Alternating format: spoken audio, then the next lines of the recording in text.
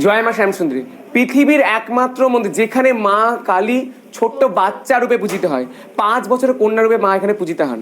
তাই এখানে মাকে সকলে ভালোবেসে ফ্রুটি চকলেট দেয়। মায়ের সবচেয়ে প্রিয় এক মুঠো আতপ চাল আর একটা পাকা কলা।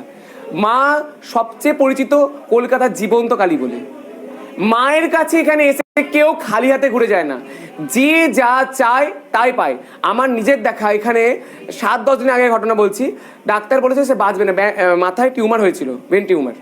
ডাক্তার বলেছে বাঁচবে না, সে বাড়িতে নিয়ে চলে আসে এবং মায়ের কাছে সে বলে যায়, মা আমার শাখা কলা অক্ষয় রেখো, মা শাখা সিঁদুর অক্ষয় রেখো। মা মা তার শাখা সিঁদুর অক্ষয় রেখেছে।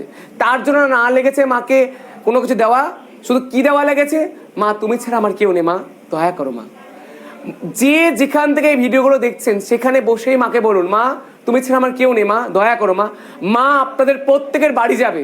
কি হয়, মায়ের যখন মন্দির সকালে খোলা হয়, কোনো কোনো দিন মায়ের পায়ে লেগে থাকে ধুলো। মানে কোনো ভক্ত যদি মাকে ডাকে, মা তার বাড়ি চলে যায়। যেখানে যে আছেন সেখান থেকে রাখেন, কেউ খালি হাতে ফিরে যাবেন না মায়ের কাছে। আর মায়ের মুখের মিষ্টি মধুর হাসি দেখতে হলে এখানে আসতেই হবে শ্যামসুন্দরী মায়ের কাছে। একদমই শিয়ালদার কাছে মায়ের মন্দির। শিয়ালদা স্টেশন থেকে আপনারা হেঁটে আসতে পারবেন।